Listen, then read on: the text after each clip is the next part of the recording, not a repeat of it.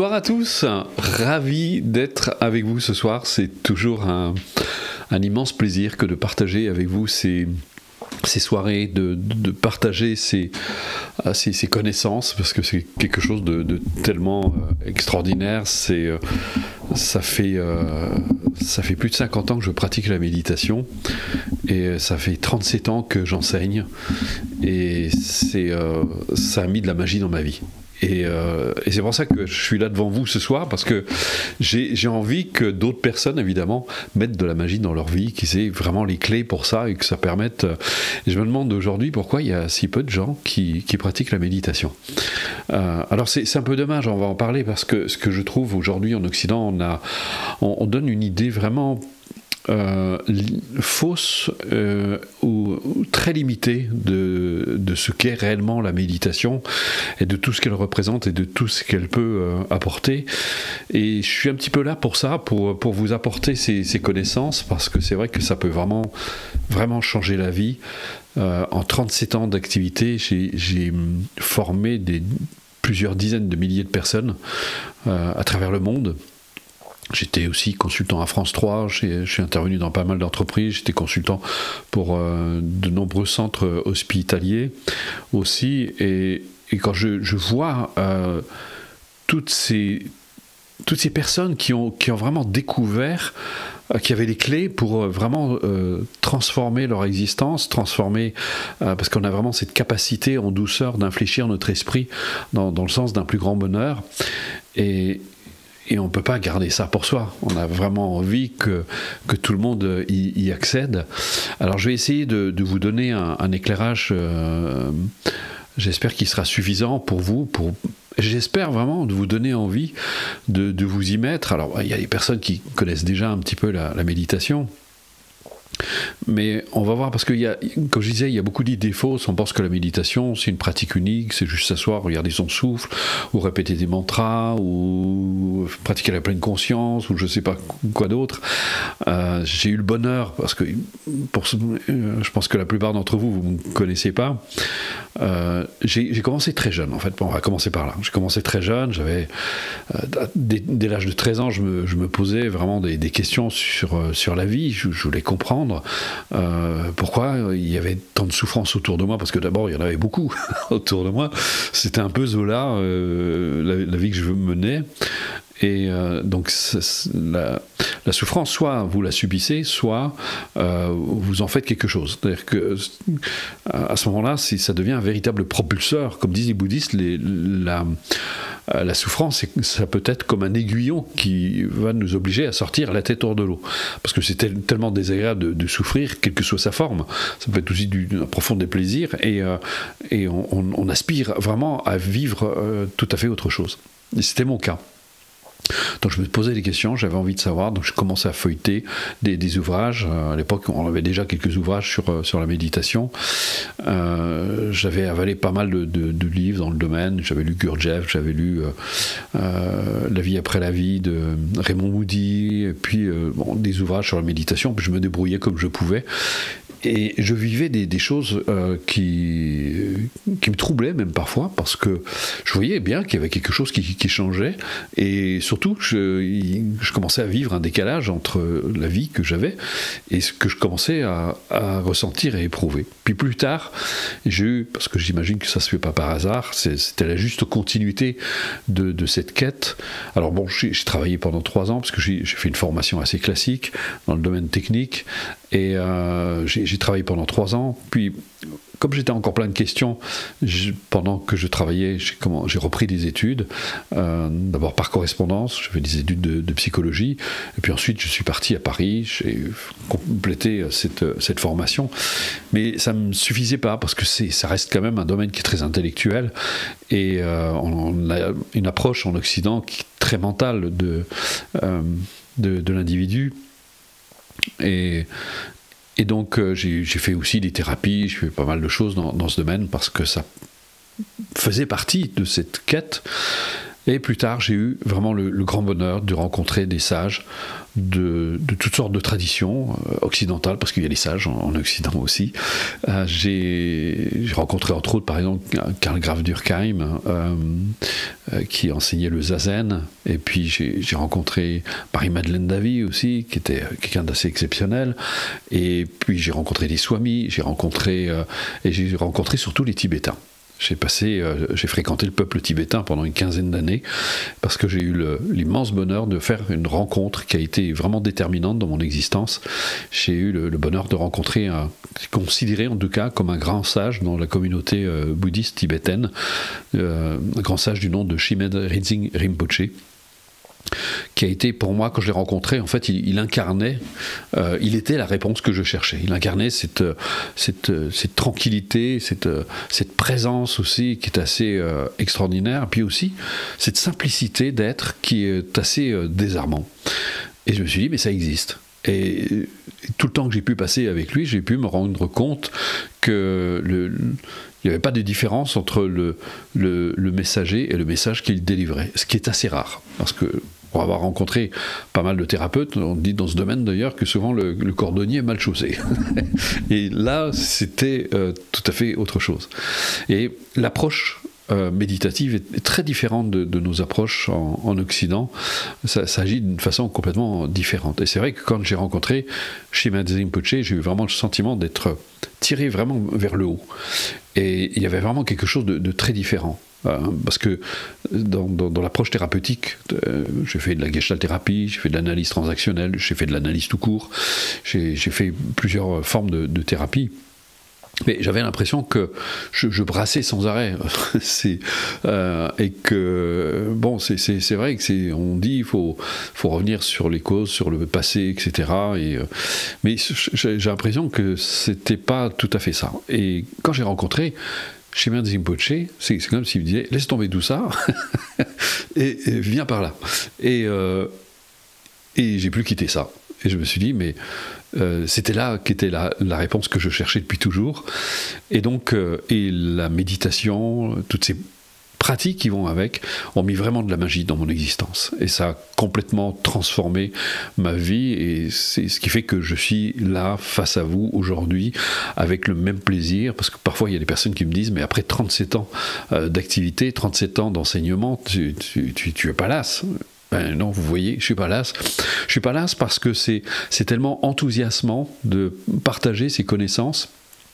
C'est tellement extraordinaire. Puis surtout, j'ai le sentiment de, comment dire, de donner quelque chose qui va permettre aux gens de devenir libres, de devenir autonomes, parce qu'il n'est pas question de dépendre de qui que ce soit, de devenir complètement autonomes et d'avoir les clés pour construire leur existence, pour l'amener vers plus de bonheur, plus de joie, et pas seulement pour eux, parce que, comme je me plais à le répéter, qui mieux qu'une personne heureuse peut apporter du bonheur autour d'elle.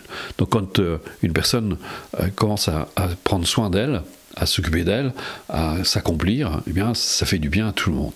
Et ça c'est un point qui est très important, parce que j'ai découvert aussi cet aspect. Parce que là, il n'est pas question de travailler sur soi, cette espèce de truc un peu lourd. C'est au contraire, c'est... parfois, quand je démarre un stage que j'anime, je dis toujours aux personnes, vous allez trouver dans ce stage ce que vous allez y mettre. Mais eh bien, la pratique, c'est exactement pareil. On y trouve exactement ce que l'on y met. Et si on y met des complaintes, des récriminations, etc., c'est exactement ce qu'on va récolter. Par contre, si on commence à comprendre que notre attitude, la façon d'être peut vraiment tout changer, je ne sais pas si vous connaissez, si vous avez eu l'occasion de regarder une image de la femme sans âge. En fait, c'est une image où vous pouvez voir deux femmes. Vous pouvez voir une vieille femme laide, assez un peu genre sorcière, et puis de l'autre côté, une jeune femme très élégante. Et selon comment vous vous positionnez, vous voyez l'un ou l'autre. Et c'est amusant parce que quand on montre ce dessin à certaines personnes, il y en a qui voient tout de suite la jeune femme élégante, et il y en a qui voient plutôt la femme laide, assez effrayante. Et bien, c'est pareil. Quand la méditation, elle va vous permettre d'avoir cette possibilité de découvrir ces angles de vue. En état ordinaire, on n'a qu'un angle de vue. En fait, on est coincé dans nos pensées, coincé dans nos émotions, coincé dans ces visions très restreintes, finalement, de l'existence. Alors que quand on a la méditation, elle va nous apporter cette perspective beaucoup plus vaste et beaucoup plus large, avec d'autres angles de vue que le seul qu'on a. Et ça, c'est extraordinaire. Essayez d'imaginer, par exemple, vous avez un objet face à vous. Mais quand vous êtes en face de cet objet, vous ne voyez que cet objet. Et imaginons que vous vous relevez, et vous allez voir non seulement l'objet, mais tout ce qu'il y a derrière. Mais tant que vous aviez seulement cet objet juste en face de vous, vous ne pouviez voir que ça. Et là, vous vous mettez au-dessus, et donc vous voyez le reste. Eh bien, la méditation, c'est un peu ça. C'est que ça vous donne cette autre perspective que vous n'avez pas en état vigile ordinaire. Et ça peut tout changer. Ça peut tout changer parce que, essayez d'imaginer, vous êtes justement dans cette position, vous voyez que cet objet, donc vous agissez en fonction de ce que vous voyez. Et quand vous ne voyez que ça, mais si vous voyez qu'il y a tout ce qui reste derrière, vous voyez l'image, je pense que vous devez comprendre, eh bien ça change complètement. Vous dites, ah mais attends, il y a ça, il y a ça, il y a ça, il y a ça, que je n'avais pas vu. Et donc, j'ai d'autres champs de possibilités. Eh bien la méditation, c'est exactement ce que ça vous apporte. Une autre vision de l'existence beaucoup plus vaste et beaucoup plus large. Alors, comme disait Dalai Lama un jour, il donnait une conférence, et il y avait un œuf devant lui, il avait dit, vous voyez, si je prends cet œuf, je le mets tout près du visage, je vois plus que l'œuf, mais si je prends cet œuf et je le mets au bout du bras, au bout de la main, je vois l'œuf, mais je vois tout le reste. Eh bien c'est ça la méditation, c'est que ça vous offre d'autres perspectives. Et quand vous avez d'autres perspectives, eh bien vous n'êtes plus coincé dans vos souffrances, dans vos douleurs, dans vos mal-être, parce que vous voyez que vous avez d'autres possibilités que la seule que vous voyez. Et dans notre vision ordinaire, on n'a que cette vision restrictive. On est enfermé dans nos croyances, on est enfermé dans nos idées, on est enfermé dans...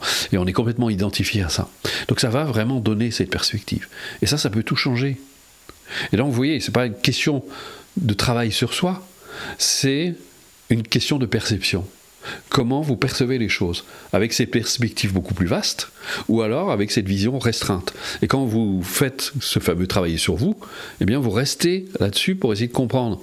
Alors que là, vous avez cette perception beaucoup plus vaste. Et la méditation, maintenant, je vais venir sur toutes ces idées fausses qui sont véhiculées, malheureusement, parce que j'ai vu, comme ça fait 50 ans que je pratique la méditation, j'ai vu naître, je ne parlais pas du tout de méditation quand j'ai commencé à enseigner, c'était même plutôt, on était plutôt des marginaux, on pensait tout de suite mai 68, Love and Peace, etc. Alors que j'ai découvert que la méditation, ça n'avait rien à voir avec ça. Alors il y avait toute la panoplie des gens un peu perchés comme ça, qui, voilà, ils sont pas méchants, mais ils font des choses, ça manque de cette présence vraiment forte que j'ai pu rencontrer avec tous ces sages. Donc j'ai vu fleurir toutes sortes de pratiques qui sont arrivées d'Orient, etc. Puis avec cette approche, cette espèce parfois de mélange avec les pratiques occidentales. Quand j'ai passé beaucoup de temps avec tous ces sages, j'ai été baigné dans la tradition, dans la tradition humaine, dans la tradition spirituelle. Et j'ai vu que dans la pratique, il y a des choses, ce qu'on appelle les fondamentaux, qui sont vraiment indispensables, mais qui ont été complètement supprimés dans les pratiques. Parce que je pense qu'on essaie de faire quelque chose à l'occidental, pour les occidentaux, parce que les occidentaux, ils aiment bien. On élimine plein de trucs, ouais, mais ça c'est embêtant, ça m'intéresse pas, on est un petit peu... Et aujourd'hui, à quoi on assiste? Eh bien, on voit beaucoup de pratiques qui fleurissent ici et là, et la méditation, c'est devenu un produit de consommation.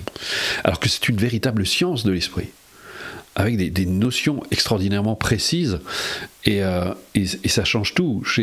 Et un de mes amis qui pratique la médecine chinoise, qui lui est allé en Chine, il a étudié, et il pratique aussi le Qigong, mais il est horrifié de ce qu'il voit du Qigong aujourd'hui, parce qu'il a dit, on a sorti le Qigong de son contexte, qui au départ c'est une pratique thérapeutique, et personne joue avec les énergies sans trop savoir ce qu'ils font.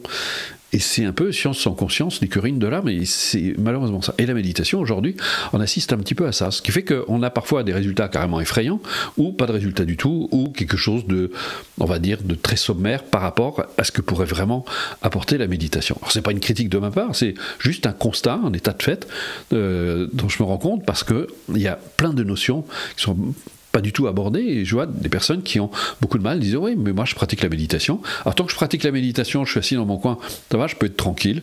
En fait, je leur dis finalement, vous faites de la relaxation. Mais dès que je sors, si je me fais agresser, ou si une personne me lance un mot malheureux, ou si j'ai un échec, je suis au 36e dessous.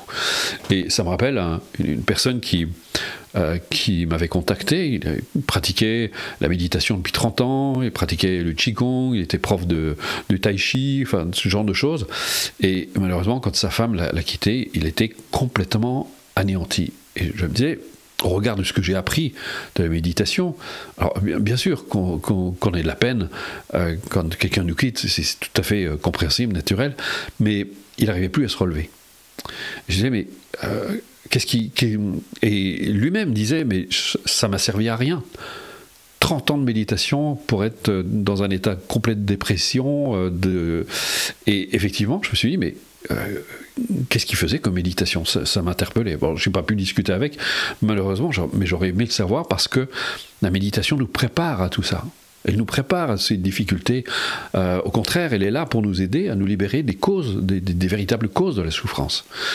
Donc, et donc, voilà, j'assiste à tout cela et je me dis, ça me paraît quand même important de donner des informations justes sur ce qu'est la méditation, parce que c'est une approche véritablement profonde, avec les fondamentaux dont je parlais tout à l'heure, comme par exemple méditer sur la véritable nature des pensées pour ne plus en être le jeu, parce que si cette personne qui s'assied, qui regarde son souffle, qui est tranquille, mais qui n'a aucune notion de la véritable nature de ses pensées, eh bien forcément elle continue à être manipulée par ses pensées. Il suffit d'un événement un peu malheureux pour que tout de suite elle perde complètement les bénéfices de la méditation. Alors que c'est quelque chose qui s'inscrit dans le temps, qui est durable, parce qu'une fois que vous avez cette vision claire de la réalité, de la nature des phénomènes, eh bien, on ne peut plus vous en déloger. C'est d'imaginer, je reprends mon exemple de tout à l'heure, vous avez un objet devant vous, et vous voyez que cet objet.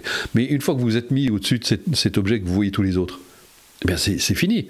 On ne peut plus vous raconter d'histoire, on ne peut plus vous dire qu'il n'y a plus que cet objet, il n'y a que cet objet. Les gens qui seront coincés dans cette vision, quand ils vous diront ça, mais vous leur direz, mais qu'est-ce que vous me racontez ? Vous ne voyez pas. Et c'est exactement pareil. Et quand on a la méditation, quand on a vraiment la pratique, cette pratique essentielle, et c'est vraiment ce que ça apporte. Et ça change complètement la perspective de l'existence. Et surtout, ce qui est extraordinaire, c'est vous avez tout un ensemble, parce que là on va venir ce que c'est vraiment la méditation. La méditation, c'est un entraînement de l'esprit. C'est pas une pratique unique, c'est un véritable entraînement de l'esprit. Il y a 3 aspects qui sont fondamentaux. C'est le premier volet, c'est comment appeler ça ? Je vais résumer. C'est le développement de l'attention. Pourquoi le développement de l'attention ? Parce que l'attention, c'est ce qui est enseigné depuis la nuit des temps. On ne parlait pas du tout de pleine conscience. Hein. Vous regardez aux origines, les grands sages depuis la nuit des temps parlent de l'attention. Pourquoi l'attention ? Parce que l'attention, c'est une faculté naturelle qu'on possède tous. Et c'est quelque chose qu'on utilise sans arrêt, sans même le savoir. Quand vous prêtez de l'attention à quelqu'un, par exemple, je ne sais pas, votre enfant tombe malade, vous allez lui prêter de l'attention, vous allez être là avec lui, vous allez être là pour lui. Donc vous allez amener toute votre attention. Ce qui est très différent de la concentration. La concentration, vous focalisez sur un point et vous oubliez tout le reste. Là, vous êtes attentif. Dans l'attention, il y a une notion d'ouverture. Ce qui est très différent vraiment de la concentration. Et il y a surtout aussi cette notion de bienveillance. Et donc ça, c'est le premier aspect. Pourquoi cet aspect est très important ? D'abord parce qu'on va développer une autre relation avec soi-même. On va apprendre à prendre soin de soi, c'est-à-dire qu'on va développer cette attention envers soi-même. Et c'est ce qui faisait dire à Pema Chodron que la méditation, c'est une façon d'entrer en amitié avec soi-même. C'est-à-dire qu'on va se prendre en considération, on va s'occuper de soi, ce qui n'a strictement rien d'égoïste. Parce que j'entends des personnes qui me disent, mais moi, j'ai pas le temps. Enfin, ils trouvent que elles ont l'impression de ne pas s'occuper des autres quand elles s'occupent d'elles-mêmes. Je dis, mais comment vous faites pour vous occuper des autres si vous ne savez pas vous occuper de vous, si vous ne prenez pas soin de vous? C'est très différent du narcissisme, ou de l'égoïsme, où on se préoccupe que de soi, que de la satisfaction de ses désirs, sans trop se préoccuper des conséquences que ça peut avoir. Là, on prend soin de soi, c'est-à-dire qu'on prend soin de la vie que nous sommes. Et si vous ne prenez pas soin de vous, si vous ne prenez pas soin de votre corps, déjà commencer par le corps, si vous ne prenez pas soin de votre corps, vous allez commencer à avoir des dysfonctionnements de toutes sortes, et vous allez vous traîner, arriver à un certain âge, vous commencez à avoir des désordres de plus en plus importants. C'est quelque chose évidemment, alors ça commence un peu à venir dans une culture, mais au niveau de l'esprit, c'est pareil. Si on n'apprend pas à éveiller ses potentiels, ses ressources, ses qualités humaines, elles ne vont pas s'éveiller toutes seules. Et donc elles ne nous apportent rien. Alors que au contraire, quand on éveille ces potentiels, eh bien, c'est finalement la vie qui se met à notre service. Et puis aussi, il faut pouvoir arriver à se défaire des causes de la souffrance. Mais je reviens à cette notion d'attention. Pourquoi elle est si importante? Parce que c'est elle qui va nous permettre de stabiliser notre conscience dans l'instant, c'est-à-dire là où nous sommes. Ce que vous pouvez voir, ça c'est un fait d'observation, c'est que notre conscience a la fâcheuse habitude de s'identifier aux pensées, autrement dit de suivre les pensées, et donc forcément les émotions qui vont avec. Et c'est pour ça qu'on prend de plein fouet toutes ces émotions. Une personne nous fait une remarque désobligeante, et on sent, soit on va garder ça pour soi, mais on va pas le vivre très bien, soit on va exploser. Comme disait un prêtre catholique d'ailleurs, il disait, soit vous explosez, vous faites les dégâts à l'extérieur, soit vous implosez, vous faites les dégâts à l'intérieur. Et donc ça vous fait pas de bien. Alors que la pratique va nous permettre justement d'amener cette présence de plus en plus. En fait, vous allez développer une présence à vous-même, une présence de plus en plus forte, qui va devenir de plus en plus stable. Et plus vous allez pratiquer, moins vous allez vous laisser dévier. C'est-à-dire vous partirez de moins en moins dans les pensées. Les pensées vont continuer à exister, je vous rassure. Vous continuerez à avoir des pensées, vous continuerez à avoir des émotions, parce que parfois, j'ai vu sur certains des extraits vidéo qui apparaissent sur Internet, et les gens râlent, ils disent « Ouais, vous vous rendez compte, mais les pensées, les émotions, c'est vachement important, etc. Faut pas les bannir. » Mais il n'est pas question de bannir les pensées et les émotions. De toute façon, on ne peut pas. Puisque le propre de l'esprit, c'est de produire la pensée. Donc ça, c'est une grosse bêtise qu'on voit très souvent. Les gens disent la méditation, c'est faire le vide. C'est impossible de faire le vide. Parce que le propre de l'esprit, c'est de produire la pensée. Donc la pensée, elle s'élève, mais c'est d'apprendre à ne pas suivre la pensée. C'est pas la même chose. C'est-à-dire de ne pas s'identifier. Et en fait, les pensées, quand le méditant a cette capacité à laisser s'élever les pensées, comme il va laisser passer des nuages dans le ciel, il ne va pas s'y agripper, et il va avoir cette présence. Et ça va faire que vous allez désamorcer en fait tous les effets indésirables qui sont liés aux pensées, aux émotions qui vont s'élever à la conscience. Ça va passer de plus en plus vite, et vous allez avoir ce sentiment vraiment de liberté, de décontraction. Ça fait un bien fou au niveau du corps. Aujourd'hui, il y a plus de 2000 publications scientifiques sur les effets de la méditation, sur les effets anti-inflammatoires, sur les effets extraordinairement bénéfiques au niveau du corps, puisque ça entraîne une normalisation de la pression artérielle, donc une diminution les échanges se font beaucoup mieux, le cœur bat plus calmement. Enfin, il y a plein d'effets comme ça, puis un ralentissement cérébral qui fait que, non pas on ne devient pas un peu stone, mais au contraire, il y a toujours cette présence, mais ça entraîne forcément un apaisement. Et on sait que ces ondes qui sont beaucoup plus lentes, les ondes alpha, voire des ondes θ, mais ça demande beaucoup d'entraînement, participent très largement à notre équilibre psychologique. Elles ont un effet dénévrotisant. Donc ça, c'est le premier aspect qu'on découvre dans la méditation, mais ce n'est pas le seul. Donc là, on acquiert cette présence, cette stabilité de plus en plus forte. Mais comme disait ce maître dont je vous parlais, Shimazu Rinpoché, nous expliquait que l'être humain, c'est comme une voiture à deux moteurs. Il y a un moteur qui pousse en avant, puis l'autre qui tire en arrière. Et c'est quoi le moteur qui pousse en avant? Bien, ce sont nos aspirations. On aspire tous au bonheur, on aspire à avoir une vie heureuse, accomplie, épanouissante, à travers nos relations, à travers notre métier, à travers nos projets, à travers tout ce qu'on entreprend. On aspire à...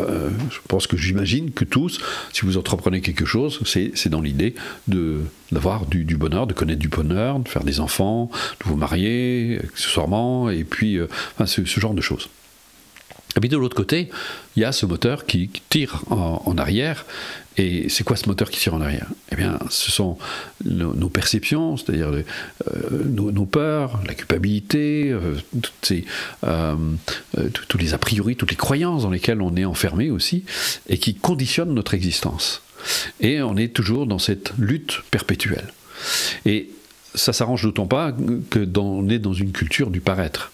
Et dans cette culture du paraître, eh bien, on se bagarre sans arrêt avec soi-même, parce que comme on essaie de paraître tout le temps, on s'attache, on essaie de donner une certaine image de nous-mêmes, et dès que quelque chose se manifeste à la conscience qui n'est pas en rapport avec cette image qu'on veut donner, eh bien, on essaie de mettre un couvercle dessus, on se bagarre avec nous-mêmes, et on n'est pas du tout à l'aise, et on ne peut pas se détendre, c'est impossible.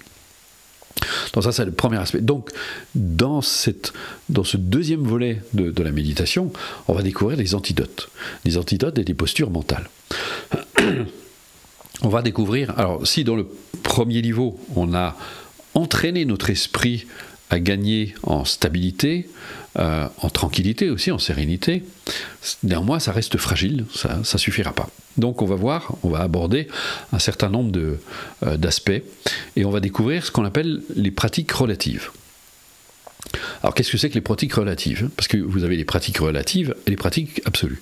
Les pratiques relatives, en fait, elles vont nous aider à construire ce qu'on pourrait appeler un ego sain, c'est-à-dire d'avoir confiance en soi, d'avoir une bonne estime de soi, etc. Donc ça, c'est l'aspect, c'est les pratiques relatives.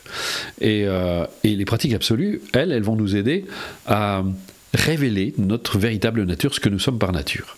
Alors pour vous aider, je vais essayer de vous donner une image. Essayez d'imaginer que vos pensées, vos émotions sont représentées par les nuages. Et le bleu du ciel, c'est votre vraie nature. Donc, on va essayer de faire en sorte, avec les pratiques relatives, d'avoir des nuages qui soient plus supportables, qui aient moins d'obscurité. Et puis, mais c'est qu'une image, hein, ça vaut ce que ça vaut, je suis désolé.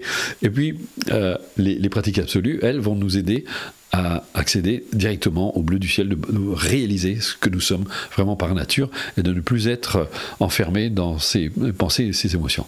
Mais on se rend compte que quelqu'un qui manque d'estime d'elle-même, qui n'a pas assez confiance en elle, qui n'a pas acquis assez de stabilité, c'est très difficile d'accéder, parce qu'on pourrait se dire on va directement voir le bleu du ciel.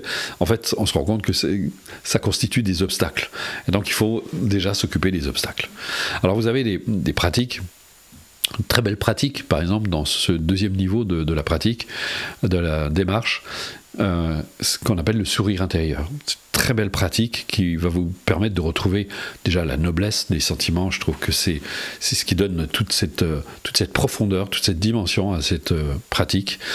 Et vous allez être dans la même position qu'un adulte par rapport à un enfant. Imaginez un enfant qui est en train de, je ne sais pas, faire ses devoirs, puis vous le voyez s'énerver, et vous, en tant qu'adulte, vous êtes capable de voir avec une certaine distance ce qui arrive à ce bout de chou, et vous allez manifester un sourire.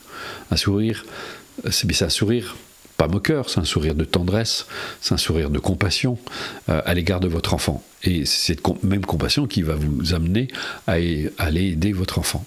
Eh bien, vous allez faire la même chose avec vous-même. Parce que qu'est-ce qu'on fait d'habitude quand, je ne sais pas, on a eu des sauts d'humeur, on s'est laissé emporter, eh bien, on va avoir une attitude auto-jugeante à son égard. On va s'en vouloir, ou alors on va détester l'autre parce qu'on s'est emporté nous-mêmes, dire que c'est de la faute à l'autre s'il avait qu'à pas m'énerver. Souvent, c'est des fois ce qu'on dit. Mais bon, ça ne crée rien de très heureux. Alors que là, grâce au sourire intérieur, on va être capable de se regarder avec ce détachement. On va regarder je vous parlais des perspectives que nous offre la méditation. Eh bien, on va avoir cette perspective de regarder avec cette saine distance salutaire, nos propres émotions, nos propres égarements, et on va être capable de sourire intérieurement, d'avoir ce sourire de tendresse à l'égard de soi-même. Et ça va changer complètement le rapport qu'on a avec nous-mêmes. Et on va développer cette forme de tendresse à l'égard de soi, cette indulgence aussi qui est ainsi indispensable, parce que souvent on est très dur avec soi. Alors il ne s'agit pas d'excuser ce qu'on fait, les choses ont des conséquences et il faut pouvoir les assumer, mais pratiquer l'auto-jugement, ça va nous amener vers un manque d'estime de nous-mêmes. Et donc, on va avoir une piètre idée de nous-mêmes, on va perdre le sens de notre propre valeur personnelle. Et donc, c'est pas très sain. Ensuite, on va aborder, et ça c'est un sujet crucial, parce que c'est très présent dans notre culture occidentale, c'est la culpabilité. La culpabilité, c'est un vrai poison. Et si on ne s'en occupe pas, ça va nous empoisonner vraiment l'existence. Parce que ça entraîne de l'anxiété, ça entraîne des angoisses, ça nous amène vers des comportements perfectionnistes, destructeurs, autodestructeurs, voire même parfois la culpabilité peut nous pousser au suicide. Alors j'entends parfois des choses invraisemblables, des personnes qui me disent mais vous vous rendez compte, si vous déculpabilisez les gens, ça va les déresponsabiliser. Mais depuis quand la culpabilité rend les gens responsables? C'est tout l'inverse. Au contraire, puisqu'on a honte. Quand on est coupable, on a honte de ce qu'on a fait, on s'en veut, et on est beaucoup plus en difficulté pour reconnaître ses erreurs. Alors que quelqu'un qui, au contraire, est libre de la culpabilité, est beaucoup plus à l'aise pour reconnaître que ce comportement n'était pas très heureux, et qu'il va être beaucoup plus attentif, il va tirer bénéfice de son expérience, il va apprendre de son expérience, alors qu'avec la culpabilité, on n'apprend rien du tout.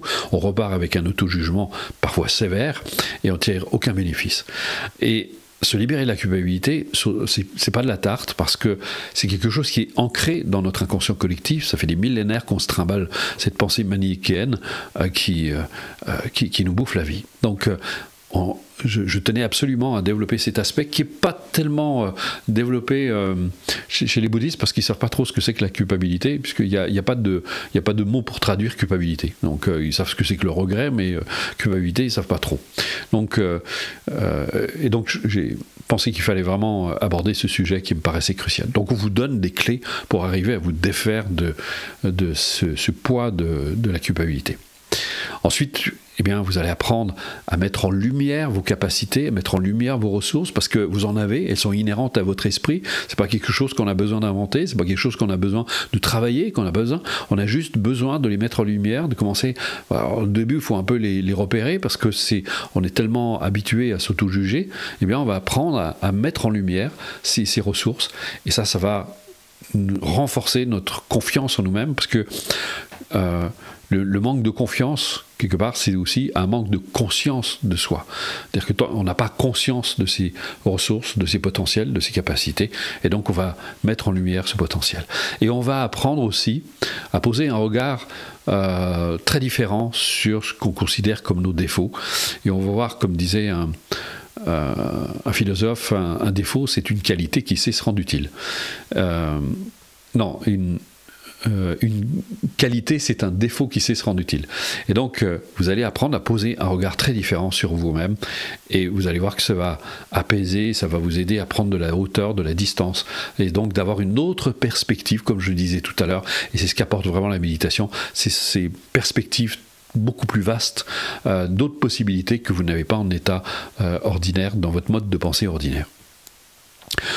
Il y a des pratiques, évidemment, on va vous montrer aussi, parce que ça c'est essentiel, on parlait de réaliser ses aspirations, eh bien il y a une pratique extraordinaire que je trouve fantastique, qu'on trouve d'ailleurs quelque part, j'ai trouvé nulle part ailleurs, parce qu'on va vous montrer comment favoriser la réalisation d'un objectif, et vous allez découvrir toutes les clés, c'est-à-dire qu'on va vous montrer comment vous libérer de la culpabilité, parce que souvent la culpabilité, ça vous empêche, parce que si au fond de vous, vous pensez ne pas mériter une chose, comment vous allez vous l'accorder? Ça va être très difficile. Et là, on va vous montrer comment neutraliser ça, on va vous montrer comment faire exister cette aspiration en vous, parce que si ça n'existe pas en vous, il n'y a aucune raison que ça se manifeste à l'extérieur, donc il faut que ça vive en vous, donc on vous montre, et on vous montre comment canaliser vos énergies pour favoriser la réalisation de cette aspiration. C'est un très bel exercice aussi.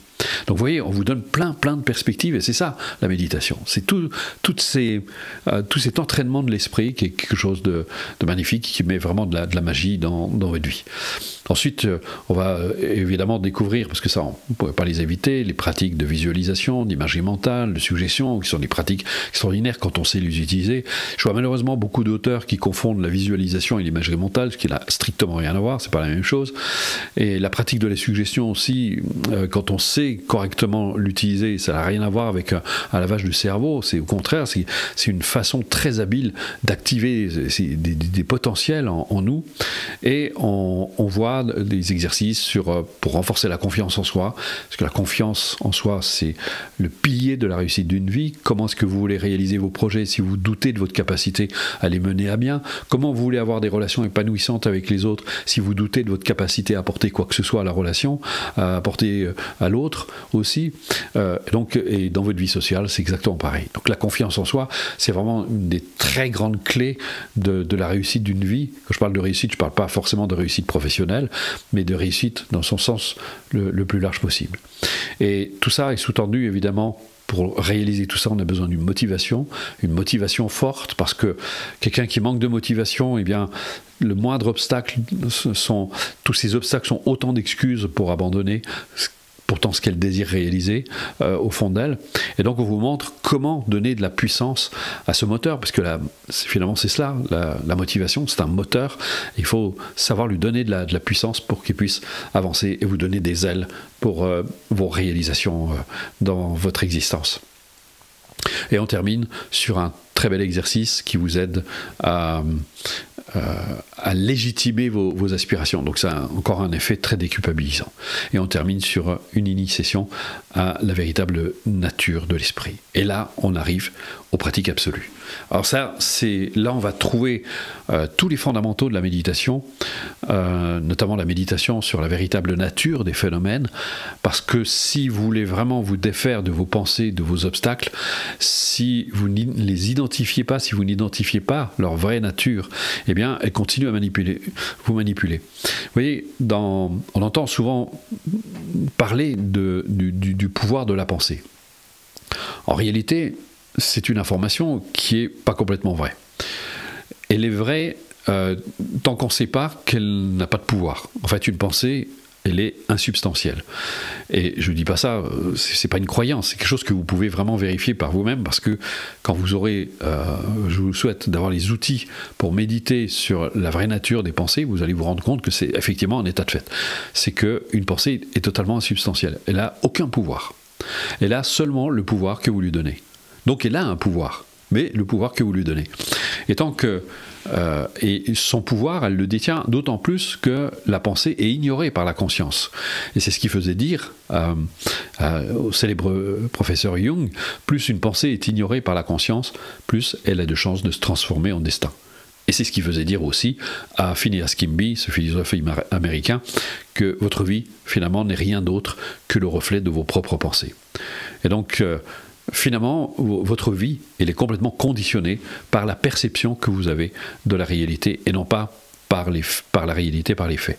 Alors vous allez me dire, une personne qui vous agresse, une personne, effectivement, elle influence votre existence. Oui, mais en réalité, c'est comment vous allez regarder cet événement. C'est ce qui faisait dire d'ailleurs à Aldous Huxley, l'expérience, c'est pas ce qui nous arrive, c'est ce que nous faisons de ce qui nous arrive. Parce que si c'était l'expérience qui conditionnait notre existence, toutes les personnes qui vivent la même chose devraient avoir le même destin, vivre les choses de la même façon. Et pourtant, on sait très bien que face aux mêmes circonstances, vous allez avoir, vous mettez 10 personnes devant, vous allez avoir 10 réactions différentes. Et ces réactions, pourquoi ces réactions sont différentes? Parce que personne n'a la même perception de la situation. Et c'est bien cette perception qui conditionne, en fait, notre avenir. parce que c'est notre façon de regarder les choses. Et si on commence à prendre de la hauteur par rapport à soi-même, par rapport à ses perceptions, eh bien ça peut tout changer. Et là, vous avez des clés extraordinairement puissantes, parce qu'en méditant sur la vraie nature de vos pensées, c'est un peu comme si vous arriviez, je reprends l'image que j'avais donnée tout à l'heure, vous avez d'un côté les pensées, les émotions qui sont représentées par les nuages, et de l'autre côté, vous avez le bleu du ciel. Eh bien, c'est comme si vous étiez capable de dissoudre, par la méditation, de dissoudre les nuages qui vous permettent d'accéder au bleu du ciel. Et c'est pour ça on dit que ce sont des pratiques absolues. Et vous avez des voies d'accès à votre vraie nature, comme l'amour, la compassion. Mais quand on parle d'amour et de compassion, en Occident, ça pose un vrai problème, parce qu'on a un héritage romantique. Donc, comme disait Dalai Lama, je ne connais rien de plus à l'opposé de l'amour que le romantisme, parce que dans le romantisme, vous n'aimez pas l'autre, vous aimez l'image que vous faites de l'autre, et vous êtes très attaché à cette image.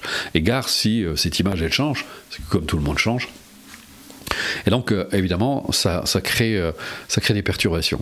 Dans la compassion, en fait, c'est quelque chose de très inconditionnel. C'est-à-dire que l'objectif de la compassion, c'est, maintenant qu'on a clairement reconnu que ce qui crée la souffrance, c'est bien mon esprit, ce sont bien ces émotions destructrices parfois qui viennent trahir ma sérénité. Et donc, je vais aspirer à me libérer de ce que les bouddhistes appellent des toxines mentales, de me libérer de ces toxines mentales. Donc je fais acte de compassion à mon propre égard. Là, je pratique la compassion à mon égard, c'est-à-dire je souhaite pouvoir me libérer de ces tendances destructrices. Et l'amour, c'est de souhaiter aux autres et à soi-même de s'établir dans les véritables causes du bonheur, que sont la bienveillance, l'amour, la compassion. Alors pourquoi je vous dis ça ? J'ai l'air d'affirmer que l'amour, c'est la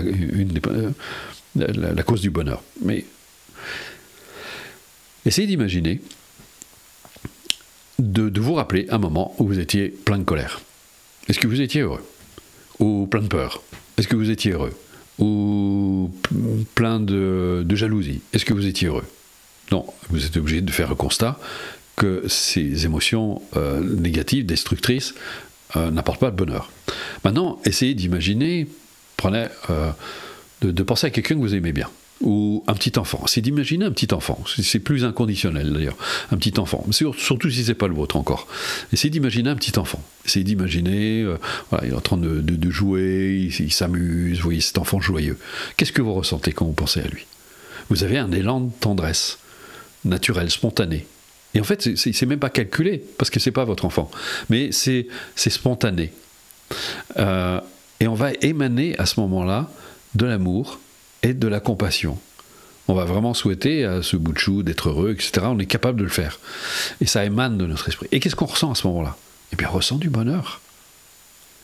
On ressent de la joie. On ressent du plaisir. Et donc, on a tout intérêt à cultiver l'amour, la compassion et la bienveillance, parce que c'est ce qui va nous maintenir dans un état de bonheur. Et vous vérifiez systématiquement les personnes qui cultivent de manière authentique, pas faire semblant, parce que c'est faire semblant, je suis gentil avec tout le monde, j'essaie de plaire à tout le monde, mais en réalité, oui, c'est ça, vous cherchez à plaire à tout le monde, parce que vous voulez être aimé, mais ça c'est pas de l'amour. Alors que dans l'amour, il y a cette attitude spontanée qui émane de vous. Et si vous savez le cultiver, et c'est pour ça que c'est important de commencer par soi. Vous allez commencer par vous, puissais-je me libérer des causes de la souffrance, que sont justement mes propres obscurcissements mentaux, et puissais-je m'établir dans les véritables causes du bonheur. Ça, c'est l'amour, c'est la bienveillance. Et après, on va être capable davantage de souhaiter aux autres, et on va élargir de plus en plus notre capacité à manifester de la bienveillance. Et plus, j'anime régulièrement des méditations collectives, je leur dis, mais regardez, réalisez que lorsque vous manifestez de l'amour, de la compassion, vous êtes le premier bénéficiaire, vous baignez dedans. Vous baignez dans l'amour que vous émanez. Vous n'avez même pas besoin de donner, je parle d'émaner. Vous êtes comme une fleur le matin qui s'ouvre et qui libère son parfum. Et là, vous libérez, parce que ce n'est pas quelque chose que vous avez besoin de forcer à faire. C'est quelque chose qui émane lorsque vous êtes suffisamment ouvert. Mais ça demande un peu de pratique. Alors vous vous dites, parce que j'entends régulièrement, les gens disent, mais l'humain, il est destructeur, il est mauvais, etc. Oui, parce qu'il est identifié à ces satanés nuages, ces obscurcissements mentaux qui l'empêchent de voir sa vraie nature. Et donc, comme il est enfermé dans cette bulle de croyances, d'idées et de perceptions, ben forcément qu'il est destructeur. Il est un peu comme quelqu'un qui est drogué et qui tape contre tout le monde sans savoir ce qu'il fait. Et on est complètement enfermé là-dedans. Je ne suis pas en train d'excuser ce que font les gens. Les gens sont responsables de ce qu'ils font. Et vous aussi d'ailleurs.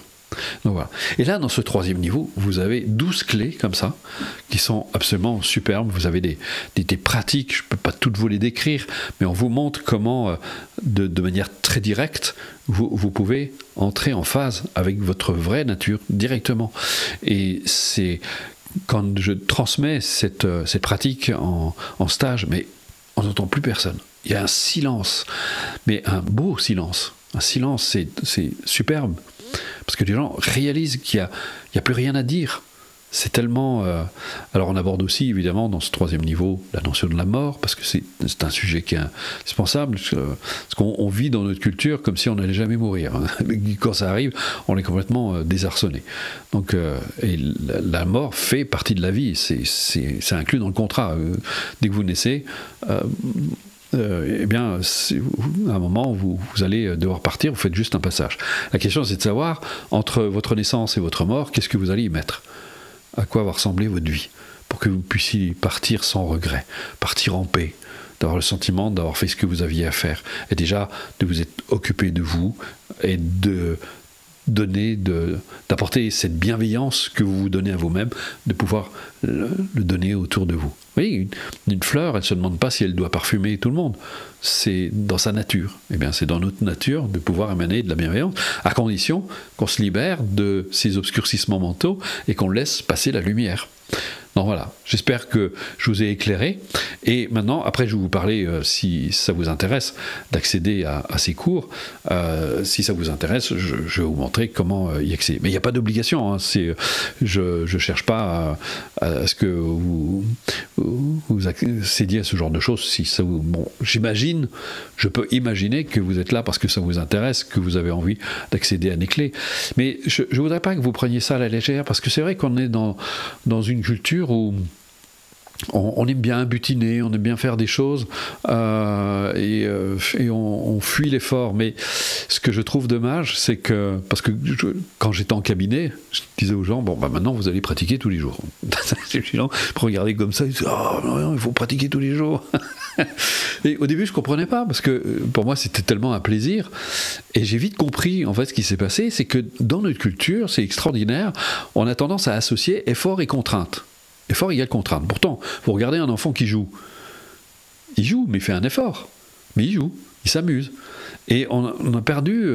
je crois qu'on est tellement imprégné du truc tu gagneras ton pain à la sueur de ton front, on a l'impression qu'il faut en baver dans tout.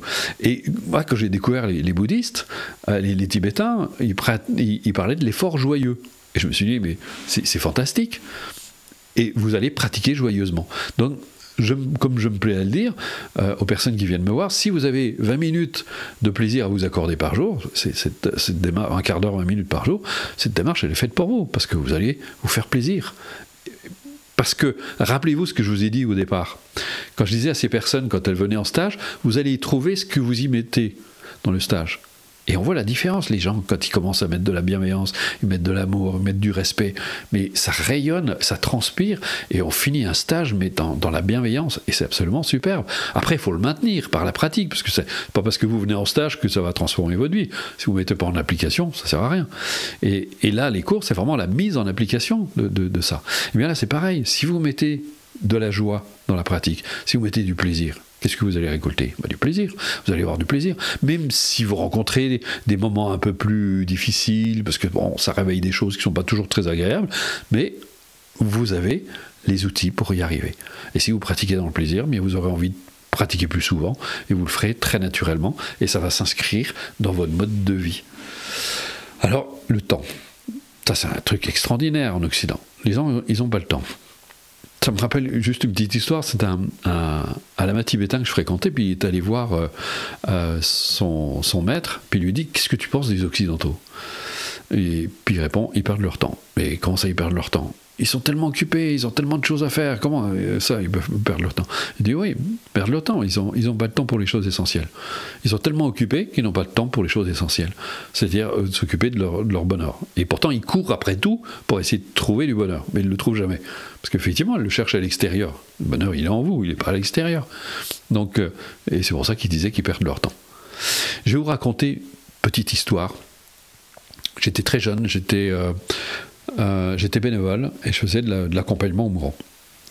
Et puis, je venais voir un homme qui était chef d'entreprise, qui était atteint d'un cancer du foie, qui s'était généralisé.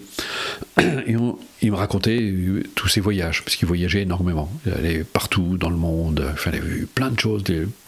En une vie, il a vécu plusieurs vies en une seule vie. Tous les voyages qu'il a fait, c'était très peu de gens qui... Et pourtant, il manifestait beaucoup de regrets. Et je ne comprenais pas. Je disais, mais je ne comprends pas, vous avez vécu tellement de choses. Il me dit, mais j'étais pas là. Je courais partout, je courais dans tous les sens, je faisais plein de choses. Mais il dit, je n'étais pas là. Je n'ai pas bénéficié de mon existence. Je n'ai pas pris le temps de vivre.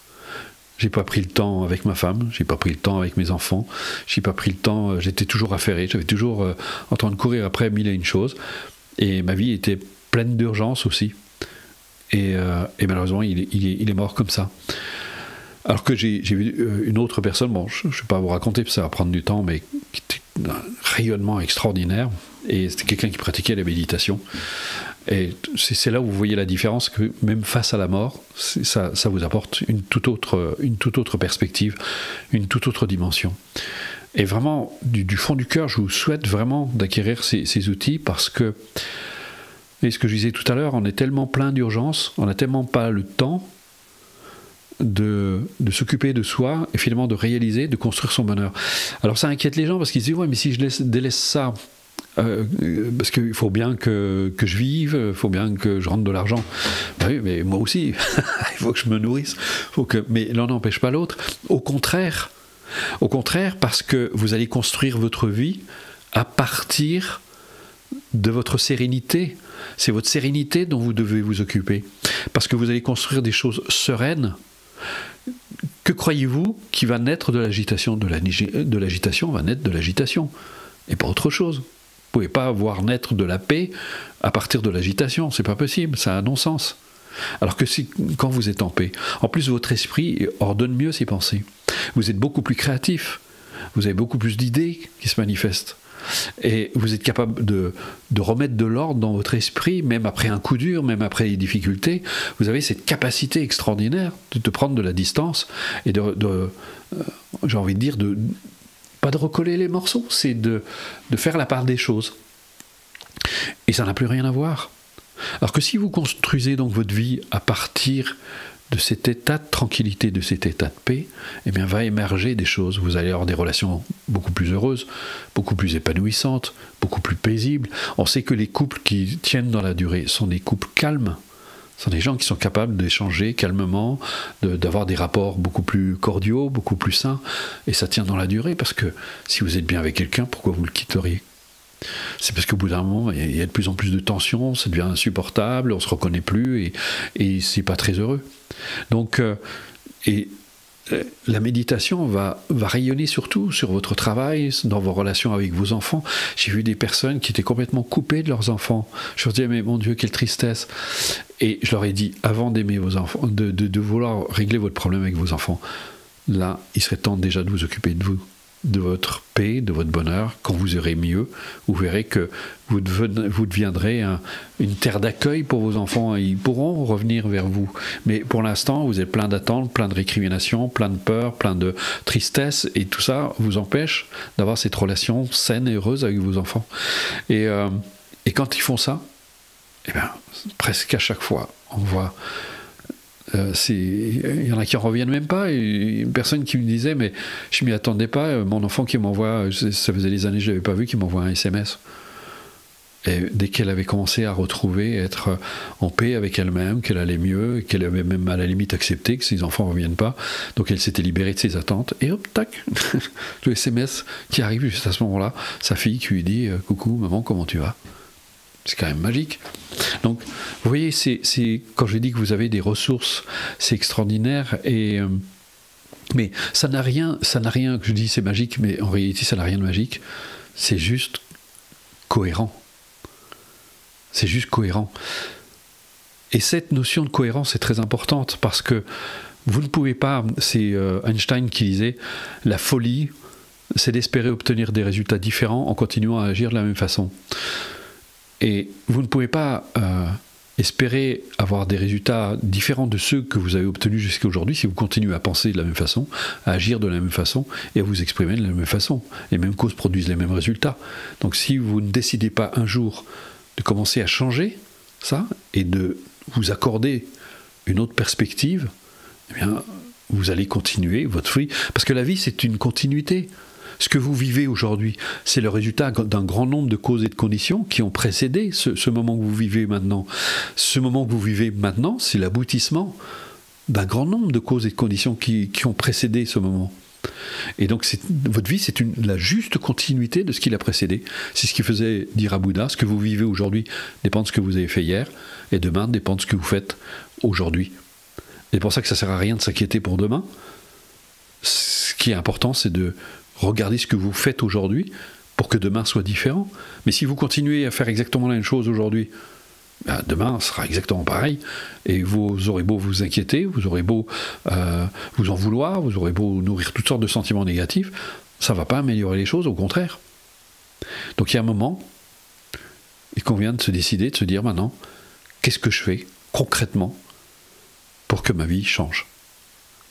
Et c'est pas changer extérieurement, c'est au niveau de l'état d'esprit, de la façon de voir, de percevoir les choses. Parce que si vous continuez à nourrir de la négativité, à l'entretenir même en secret, ça va pas améliorer les choses. Et chaque fois, ça se vérifie. Vous verrez, on va vous laisser des témoignages après cette conférence qui sont magnifiques. Je vous invite vraiment à rester jusqu'au bout, parce que c'est... Et on a pléthore comme ça, on vous donnera une page où vous pourrez accéder à voir tous ces témoignages, et on en a plein, on n'a même pas pu tous les mettre sur la page, on en a des centaines, et c'est magnifique, ces gens, et ils ont accepté, vous voyez, c'est grâce à cette relation qu'on a, on leur a pas mis le couteau sous la gorge pour témoigner, ils ont souhaité témoigner parce qu'ils se sont dit, il faut que les gens sachent ce qu'on peut réaliser dans son existence, et ça vous pouvez le réaliser aussi. Bon allez, je parle maintenant, je vais répondre à vos questions. Il y en a peut-être déjà qui sont arrivées, il faut que j'aille consulter. Alors, dans votre livre, Quand la vague réalise qu'elle est l'océan, vous partez du postulat que nous sommes positifs par nature. Pourtant, le monde est rempli de méchantes personnes. Qu'est-ce qui vous fait dire ça? Alors je crois que j'ai répondu à cette question, si vous avez bien compris. Quand j'ai parlé des nuages que représentent nos pensées et nos émotions, et le bleu du ciel, c'est qu'on est enfermé en fait dans nos perceptions. On est complètement... Et les gens que vous appelez dites méchants, mais ça c'est un concept qui est complètement relatif, c'est dans quel contexte, etc. Mais ces personnes qui, on va dire, je préfère dire destructrices. Vous avez des personnes qui sont destructrices, mais parce qu'elles sont enfermées dans une logique de vie. Elles sont enfermées dans ces perceptions.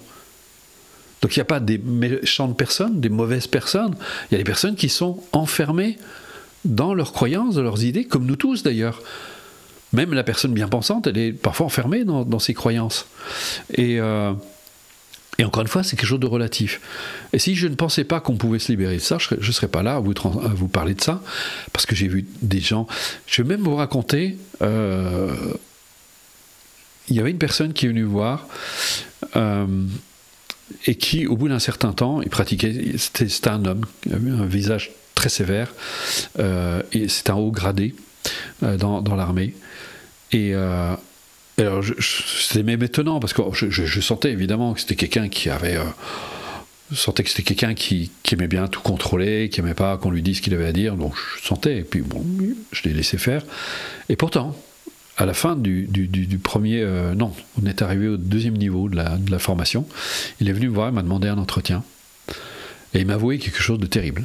Il a dit qu'il, pendant longtemps, il avait battu sa femme, et c'est pour ça que d'ailleurs il avait entrepris ces démarches, parce qu'il n'en pouvait plus. Et j'ai vu cet homme pleurer, alors qu'on aurait pu le taxer de dire c'est un méchant homme. Et c'est vrai que ce qu'il a fait n'est pas acceptable. C'est quelque chose qui peut être tout à fait condamné. Mais la question est pas là. C'est que cet homme a eu le courage de se remettre en question.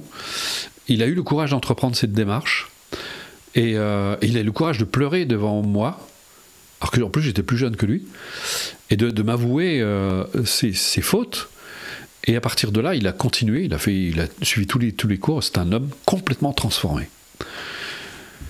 Donc ça montre qu'on peut arriver à cette transformation. Donc si vous avez ça en perspective, tant que vous êtes enfermé dans cette notion de bien et de mal, c'est-à-dire qu'il y a les bons et les mauvais, alors nous évidemment on va se placer évidemment parmi les bons, parce que je veux dire, bon, j'ai pas commis de crime, j'ai pas fait ci, j'ai pas fait ça, mais bon, on a certainement tous des choses à se reprocher, et puis évidemment, et puis il y a les mauvais, donc et là on crée une dualité, et on s'empêche nous-mêmes, en ayant cette vision manichéenne du bien et du mal, on s'empêche nous-mêmes de pouvoir se transformer, parce qu'on va dire ça c'est mauvais en moi.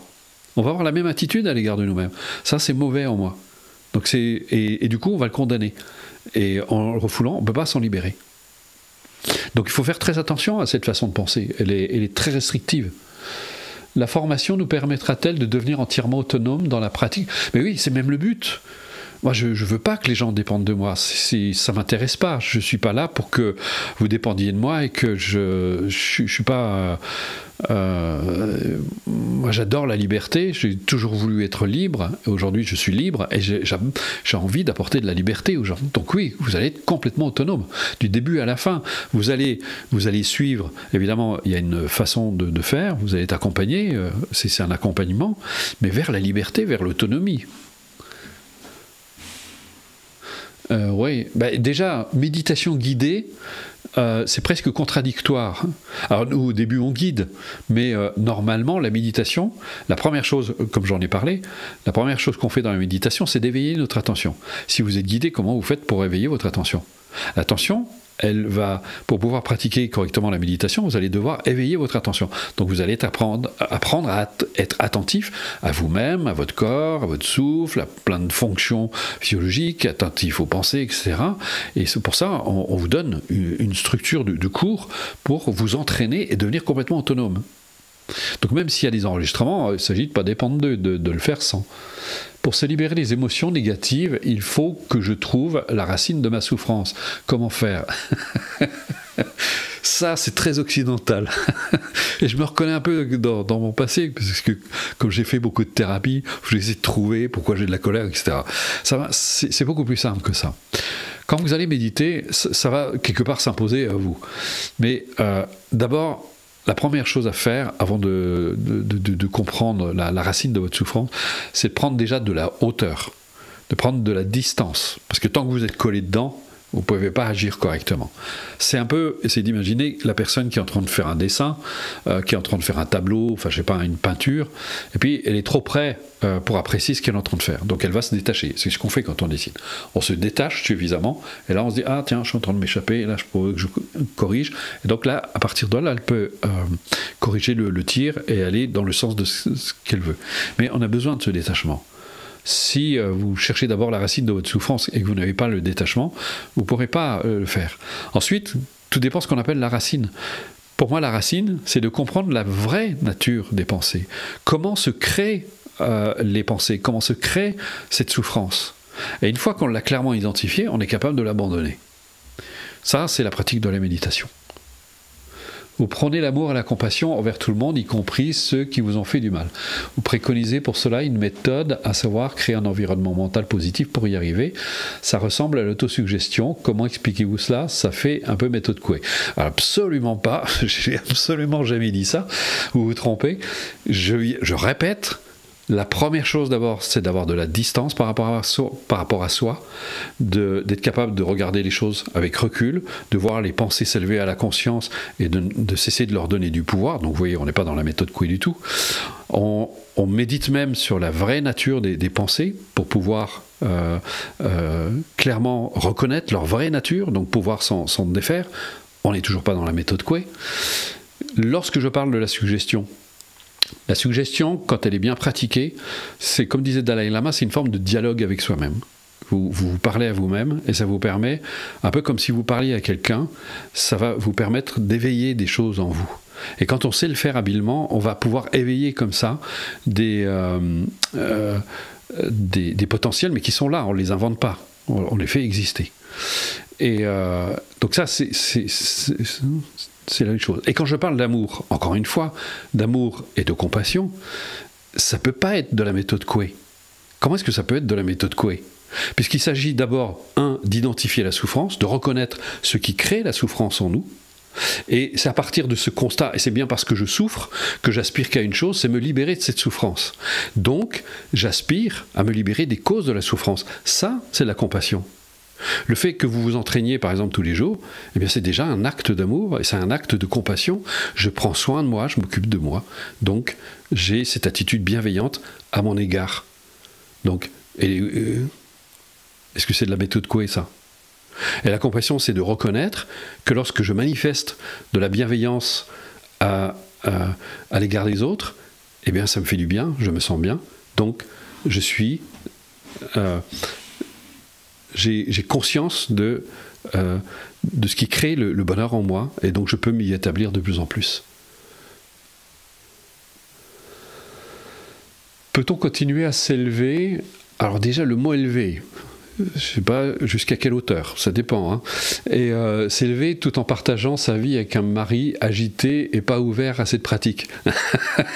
C'est peut-être là, justement, votre grand défi. Mais oui, parce que toutes les situations sont autant de chances d'élargir notre champ de conscience.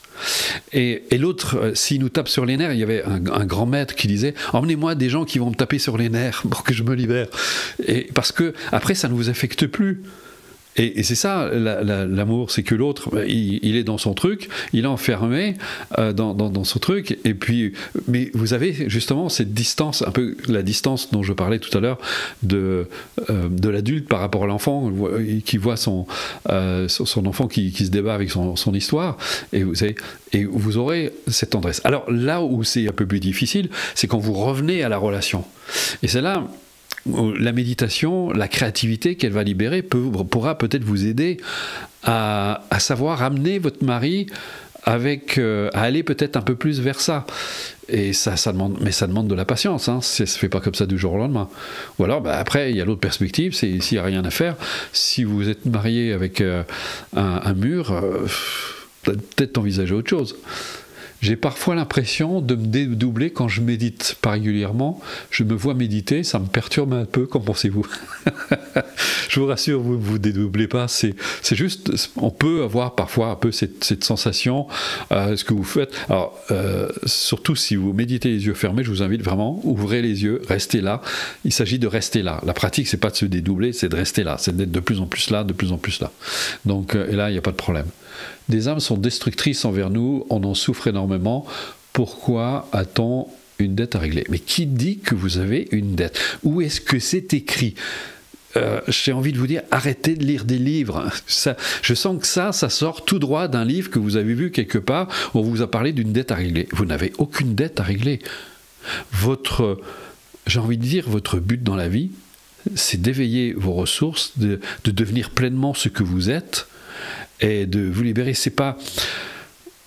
Vous savez, j'ai jamais eu le sentiment d'avoir une dette à écouler. Je vous ai parlé de ma vie au départ, mais c'est vrai que ça ressemblait vraiment à Zola. Je me suis retrouvé SDF, j'ai été battu, laissé pour mort dans un fossé. Enfin, j'ai vécu des choses que je ne souhaiterais pas à mon pire ennemi. Mais j'ai jamais eu le sentiment de devoir régler une dette. Alors il y en a qui parlent de dette karmique. Alors vous dites ça à un bouddhiste, il éclate de rire parce qu'il se dit mais il n'y a pas de dette à régler. Encore une fois, si on a bien compris que notre vie c'est la juste continuité de ce qui l'a précédé. Donc on ne sait pas trop ce qu'on a fait. Donc, et pour essayer d'éclairer le karma, parce que il y a une approche très infantile en Occident du karma. Les bouddhistes, d'ailleurs, ils rient quand ils nous entendent parler de karma. Le karma, je vais essayer de vous le dire autrement. On a semé les mauvaises graines au mauvais endroit, au mauvais moment, dans une ignorance complète. Et on finit par récolter forcément ce qu'on a semé. Mais on n'est pas puni. Et c'est pas une dette. C'est juste la juste continuité de ce qu'on a semé avant. Et donc, on est en train de récolter, là c'est la récolte. Donc je me dis, je récolte, je ne sais pas trop ce que j'ai semé avant, mais j'ai une mauvaise récolte. Donc cette mauvaise récolte m'apprend quelque chose. Elle m'apprend à penser, à agir, à m'exprimer différemment pour avoir des résultats différents. Et bien aujourd'hui, je me suis plus jamais fait agresser à partir de là, une fois que j'ai compris que ça venait, surtout que j'étais plein de colère, quand j'étais jeune, j'étais plein de... Et depuis, eh bien c'est fini, je me suis plus jamais fait agresser. J'ai des amis extraordinaires autour de moi, bienveillants, on fait des choses extraordinaires, donc voilà. Mon objectif, c'est d'être délesté, excusez-moi, délesté de mes peurs et être meilleur avec les autres. Pensez-vous que vous pouvez m'aider à réaliser? La démarche n'est faite que pour ça, j'ai envie de vous dire. Donc allez-y. Selon vous, seule la méditation peut nous amener à trouver notre vraie nature. Je ne vois pas comment on peut en faire autrement, mais si vous êtes là depuis le début, si vous avez bien compris que la méditation, c'est pas juste s'asseoir et regarder son nombril, c'est un entraînement de l'esprit, alors oui, bien sûr, et vous avez toutes les clés pour ça. Voilà, j'ai répondu à toutes les questions. Alors maintenant, je vais vous laisser avec un autre moi-même pendant quelques temps. Je vais vous parler des cours parce que j'avais dit à Louis qu'il y a peut-être quelque chose à faire. Il a réalisé une très belle vidéo à un moment où je suis intervenu dans une soirée où je vous présente la démarche, comment ça va se passer, si ça vous intéresse. Parce que si ça vous intéresse, vous pouvez commencer dès ce soir. Et on va vous faire un magnifique cadeau. Vous allez regarder. Vous allez voir, c'est le cadeau que vous pouvez vraiment vous faire, mais c'est à vous de le décider. Moi, je ne peux pas le décider à votre place. Libre à vous, faire comme vous avez envie. Et après, ne partez pas. Vous allez voir 2 magnifiques témoignages. C'est très court, je vous rassure. C'est très très court. Et après, vous allez avoir la possibilité d'essayer la démarche si ça vous intéresse. Alors, je vous laisse avec un autre moi. Donc, imaginons vous avez envie de vous y mettre. Vous pouvez commencer dès ce soir. Alors, imaginons vous êtes intéressé par les cours, comment ça va se passer? Vous allez d'abord, vous pourrez, ce sera sur votre espace client. Sur l'espace client, vous avez une plateforme qui est vraiment très très bien faite, où vous avez vos cours. Chaque cours va se présenter de la façon suivante. Ouais, vous avez, comme je vous l'ai dit, 31 clés. Une clé par semaine. Oui, c'est très complet, c'est vraiment très très riche. Et comme je vous l'ai dit, c'est passionnant. Il y a des personnes qui n'hésitent pas, une fois qu'ils ont fini, ils disent moi j'ai recommencé depuis le début. Et chaque fois, j'ai l'impression de recommencer pour la première fois, tellement c'est riche. Vous allez avoir une ou plusieurs présentations audio et écrites pour chacun des exercices. Et vous avez l'exercice pratique. Vous écoutez là où les présentations qui vont avec le cours qui vous est donné. Et ensuite, vous pratiquez.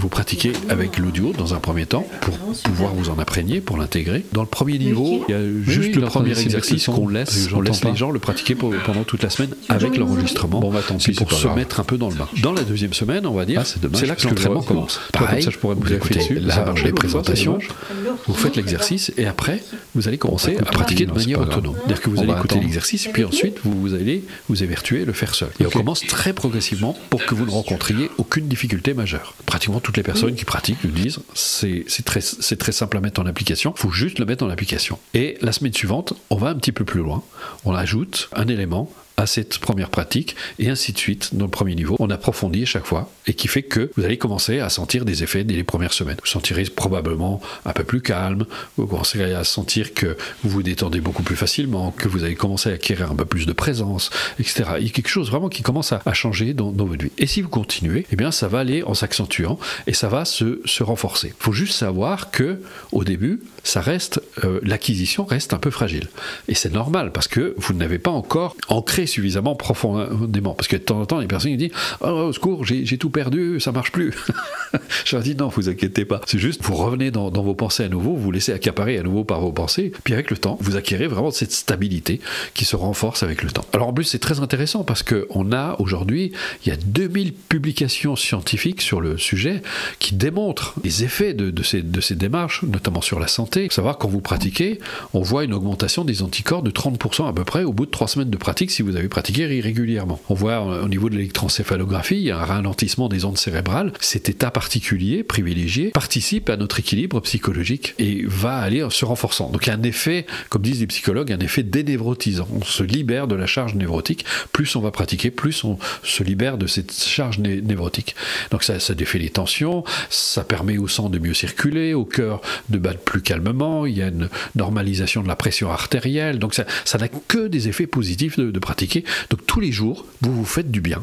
C'est un moment où vous allez faire un bien fou à votre corps. Donc au niveau de la santé, c'est excellent. Au niveau de la santé mentale, évidemment, c'est excellent aussi. Et parce que vous allez commencer à voir que vous avez un peu plus de recul par rapport à vous-même. Et quand vous allez avancer, puis après vous avez les autres clés, les clés du deuxième niveau, troisième niveau, etc. Vous allez comme ça avancer en approfondissant. Le but, c'est que vous deveniez autonome, que vous ayez des clés, que vous puissiez mettre en application dans n'importe quelle circonstance. Et jusqu'à la fin de vos jours, jusqu'à ce que vous serez complètement capable, complètement autonome, et vous saurez vous-même vous libérer. Et vous allez voir, les témoignages sont très éloquents. Les gens le disent, maintenant j'ai vraiment cette capacité à laisser passer les choses, elles me glissent dessus et ça change ma vie. Et puis surtout, vous allez avoir accès à ce potentiel extraordinaire qui est en vous. Donc vous avez une leçon par semaine avec une ou plusieurs présentations et l'exercice lui-même, présentation écrite et présentation audio. Et vous avancez comme ça, progressivement, étape par étape.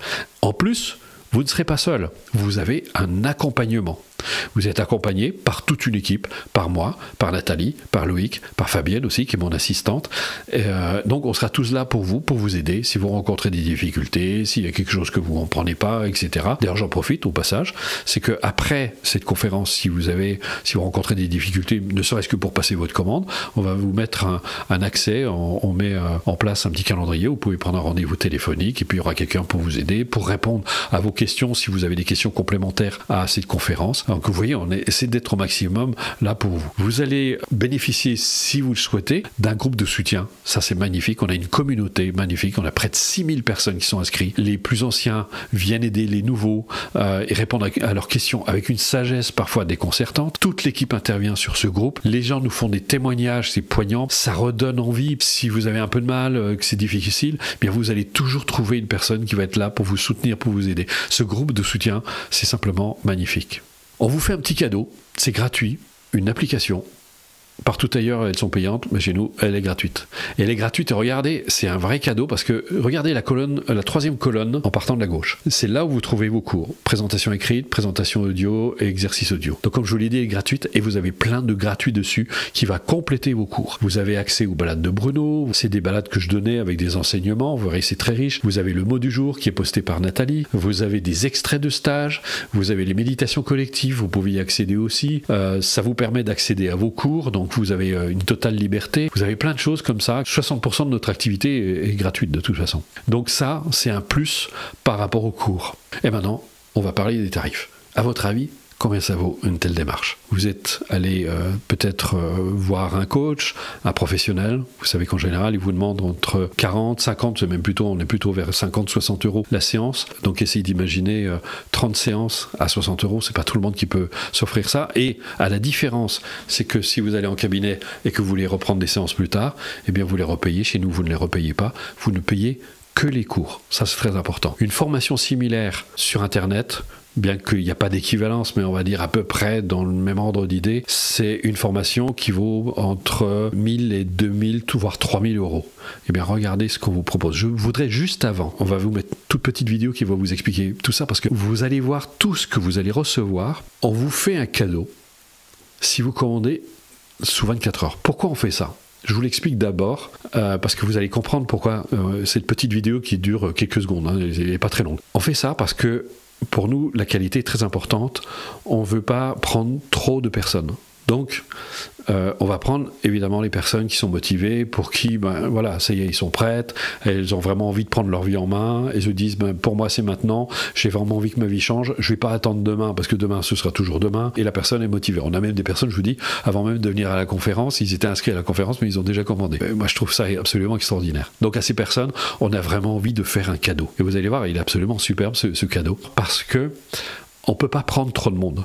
Nous, on veut assurer un travail de qualité, donc il va falloir assurer le suivi, d'être là avec vous. Donc on ne peut pas prendre trop de monde. Donc pour nous, c'est une manière de filtrer les plus motivés, parce qu'on sait que les plus motivés, ils ne vont pas attendre 10 ans pour se décider. Ils se disent, bah, voilà, ça y est, moi, maintenant, c'est maintenant que j'ai envie d'être heureux, c'est maintenant que j'ai envie de me donner les moyens. Donc on va mettre la petite vidéo, regardez, je vous laisse quelques instants et je vous retrouve après. La science de l'éveil et du bonheur. Une formation pour toutes celles et ceux qui veulent prendre leur destin en main et enrichir leur vie. 31 clés, 31 rendez-vous hebdomadaires et quotidiens vécus dans le plaisir. Des centaines d'enseignements plus riches les uns que les autres. 31 pratiques qui vous rendront autonome et libre, capables d'utiliser pleinement votre potentiel pour vous libérer de vos obstacles personnels et réaliser vos aspirations.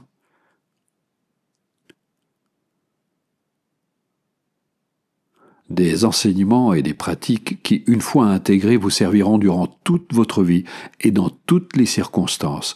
Une formation durant laquelle vous ne serez jamais seul. Une équipe entière pour vous soutenir et répondre à vos questions. Une communauté qui sera là pour vous et avec qui partager.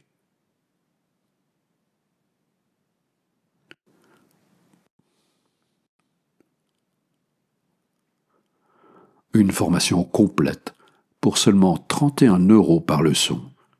Mais, si vous commandez sous 24 heures,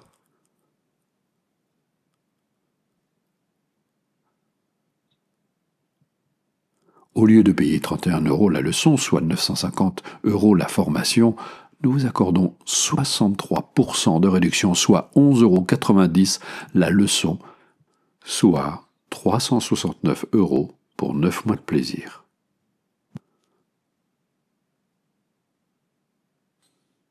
Mais ce n'est pas tout. Si vous commandez avant 24 heures, voici ce que vous recevez en plus.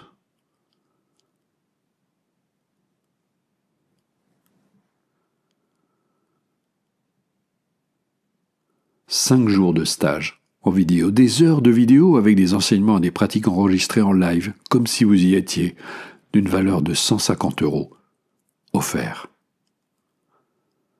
Un atelier sur la confiance en soi, 9 heures d'enregistrement vidéo en live aussi d'une valeur de 150 € offert.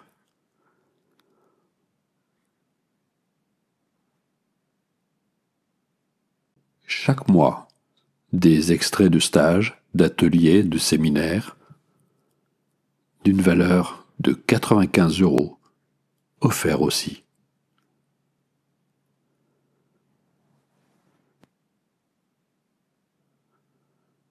N'attendez plus. Rendez-vous sur coursbruno.fr avant 24 heures et commencez à voir dès maintenant votre vie s'améliorer. Voilà, maintenant vous savez à peu près tout. Vous allez bientôt avoir accéder au témoignage, mais avant de clore, vous allez recevoir, après cette conférence, vous allez recevoir à peu près 3 mails, un peu séparés dans le temps. Prenez le temps de les lire, ce sont des compléments d'informations par rapport à ce que vous avez entendu ici ce soir. Vous allez recevoir normalement le replay est déjà parti, vous l'avez déjà sur votre boîte mail. Si vous ne l'avez pas reçu, regardez dans les spams, regardez, ensuite faites en sorte de, si vous voulez continuer à recevoir nos informations, rendez-les désirables, c'est-à-dire sortez-les des spams pour que vous puissiez recevoir les informations. Voilà, vous avez l'essentiel des informations. Maintenant, c'est à vous de décider si vous avez envie de vous offrir ces clés, de vous faire ce cadeau. Encore une fois, je le répète, c'est pour toute la vie, c'est un investissement par rapport à sans doute plein de choses que vous avez déjà dépensées, mais c'est un investissement ridicule puisque 369 € pour toute une vie et que vous pourrez refaire autant de fois. Vous revenez dans 10 ans, vous me dites Bruno, je voudrais refaire la démarche, je veux la reprendre depuis le début, vous la reprenez depuis le début et vous ne repayez rien. Mais j'espère que vous n'attendrez pas 10 ans pour la refaire, parce que ce qui est magnifique avec cette formation, c'est que Quand vous la refaites, vous avez l'impression de refaire une nouvelle formation. Pourquoi? Parce que votre conscience a évolué entre-temps. Et donc votre perception a changé, et quand vous allez l'écouter, vous aurez un peu l'impression, vous savez, c'est parfois quand on reprend un livre, on a l'impression d'avoir loupé plein de trucs la première fois. Bah oui, forcément, parce que votre cerveau ne peut pas tout enregistrer. Et il y a des personnes qui le font 3, 4, 5 fois à chaque fois. Ils disent, mais je redécouvre, c'est absolument magnifique. Un autre point qui pourrait peut-être vous effrayer, vous vous dites 9 mois, c'est long, mais en fait non. Parce que pratiquement unanimement, les gens, quand ils arrivent à la fin des cours, ils disent, mais c'est déjà fini, c'est tellement passionnant, vous allez avoir des pépites tous les jours sur votre boîte mail, enfin sur l'appli ou sur votre espace client, ce sont des pépites, vous allez apprendre, vous allez vous enrichir, donc il n'y a aucune lassitude. Sauf évidemment, si vous manquez de motivation, vous allez toujours trouver une excuse pour remettre à plus tard. Donc, voilà, maintenant c'est à vous de décider. En tout cas, en attendant, vraiment je vous remercie. Merci pour toutes vos questions, j'ai trouvé ça passionnant. Merci pour aussi, avant même de venir à la conférence, j'ai reçu vos mails. C'est vraiment chouette, vous avez tous, vous étiez déjà beaucoup très impliqués avant de venir. Vraiment, merci du fond du cœur. Et vraiment, vraiment, je vous souhaite de pouvoir accéder à ce genre de connaissances. Ça change tellement la vie que c'est pour ça que je suis là, parce que j'ai vraiment envie que tout le monde puisse en bénéficier. Je vous souhaite une excellente soirée. Ça m'a permis de changer de vie. Aujourd'hui, je peux dire que 95% de ma vie, c'est rempli de bonheur. Il n'y a pas besoin d'avoir un bac plus 10 pour comprendre. Clarté, puissance, ouais, c'est les deux mots que j'ai envie de retenir. Mon cœur a parlé, je me suis lancée. Et je regrette pas. Ce que je retiens des premiers cours là que je viens de faire, ils sont hyper puissants. Une clarté, toutes les choses sont dites, on n'est pas du tout laissé au hasard. Il y a des prises de conscience qui se font. Clarté, puissance, ouais, c'est les deux mots que j'ai envie de retenir. D'abord, elle m'a permis de changer de vie, en tout cas de la poursuivre autrement, de la remplir de bonheur.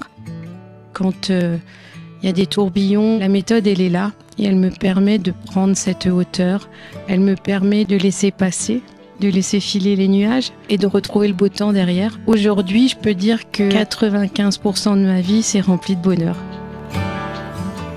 L'approche de Bruno, elle est évidente. Il met des mots sur des ressentis, tout d'un coup tout prend sens, mais de façon très claire, très bien expliquée. Rien n'est complexe, tout est simple, tout est fluide.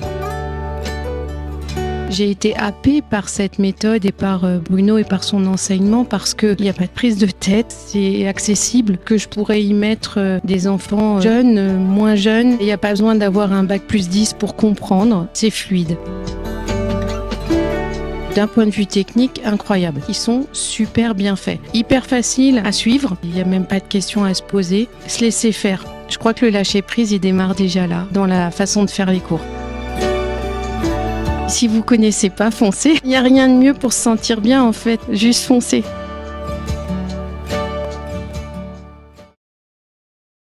Pour ceux vraiment qui cherchent un nouvel élan dans leur vie, qui cherchent une nouvelle approche, si on fait un pas dans les cours, tout de suite, on commence à avoir des vrais changements dans la vie.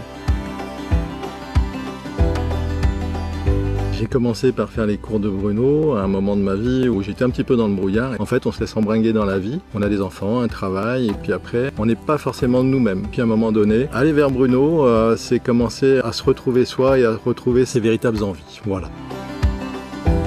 Dès que j'ai commencé les cours, j'ai commencé à me recentrer, à être un peu plus en paix et à commencer à voir les choses vraiment importantes dans ma vie. À partir du moment où on a vraiment la volonté de changer des choses dans sa vie, ça devient vraiment facile. La pratique de méditation nous amène vraiment à intégrer les choses, à réaliser ce qu'on est. C'est tellement simple, la méthode de Bruno, on a juste à se laisser guider. Et si on fait un pas dans les cours, tout de suite, on commence à avoir des vrais changements dans la vie. Bruno, il incarne vraiment ce qui nous prodigue ses cours. On le voit sur la personne. C'est une personne qui est tellement vraie. La première fois que je l'ai rencontré, entre guillemets, c'est une vidéo qui était sur le web. Ça sonnait vrai, son discours sonnait vrai. Maintenant, je connais son approche, je connais ses cours. De tout ce que j'ai vu dans les cours, vraiment, il est formidable et il nous permet d'être formidable aussi. On devient formidable si on a envie. Pour ceux vraiment qui cherchent un nouvel élan dans leur vie, qui cherchent une nouvelle approche, Bruno nous fait bénéficier de tout ce qu'il a appris pendant toute sa vie. Il a ciselé finement pour nous faire un programme adéquat et qui s'adresse à tout le monde. C'est pas perché, c'est vraiment pratico-pratique, c'est utilisable par tout le monde pour peu qu'on ait vraiment envie d'aller vers quelque chose qui vous change la vie, c'est tout. Changez votre vie pour plus de bonheur, pour plus d'amour, d'amour à partager autour de soi.